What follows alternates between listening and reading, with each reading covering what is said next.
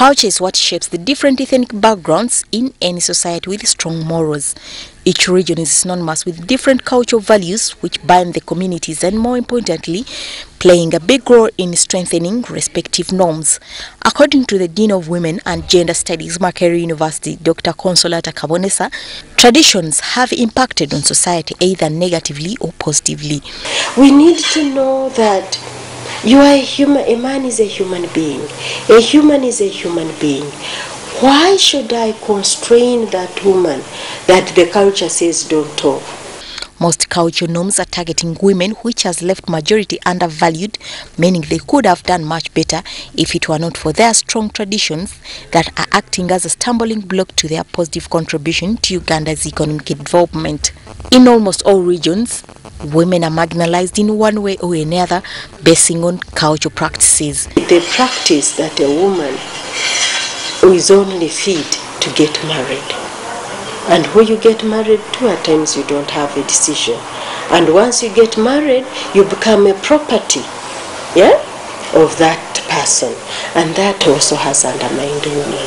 A case in point is the infamous Sabine cultural practice of female genital mutilation by the Sabines in eastern Uganda.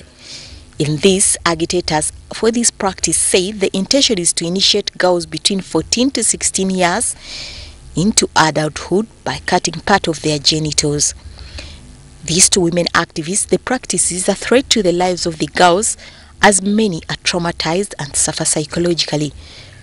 To Dr. Kabonesa, this is one of the cruel forms of cultural practices, but to traditionalists, any cultural practice must be treated with utmost faith if society is to have a strong sense of direction. The origin of a society in most cases matches with the geographical location, with the vegetation, with the makeup, the generic makeup of an individual. Once you try to change tradition, then it means that you're going to face the challenges of globalization, which will never change at all. You cannot change from a Muganda to an Indian. Bride price also remains under contention as some women are sold off at a price tag, rendering them as property to their spouses. This has in most families resulted into domestic violence and divorce, in addition to misunderstandings and hatred between families. In some cultures, women are obliged to be the sole breadwinners of their families, taking care of their children, needs and family. This is common among the Rukbar, where women do all sorts of ordinary jobs like vending to sustain their families. Unfortunately, men from these regions are not supportive at all, but instead they are abusive to their wives just in case they fail to meet their family needs. In this era, it's no surprise that culture believes that a woman's place is in the kitchen still count. A woman, you're supposed to be compliant, adhesive and consultative to men or to your husband.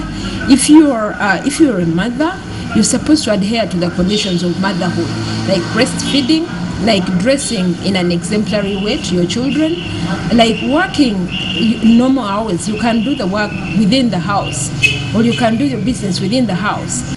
We talked to some women about the different cultural practices that they deem unfit. I allow to bear every condition. I am going to say it wouldn't be right for a man to beat up a woman as a sign of love. Instead, we'll be doing better for a woman instead of beating her up. Ironically, some of these practices were initiated and backed by fellow women, rendering it hard to rule out some of the traditions. Can never be equal anyway to the male counterpart, because it was naturally segregated. It was naturally divided between feminine and the masculine hormones. While still, majority of women seem to have given up on their rights in respect for culture.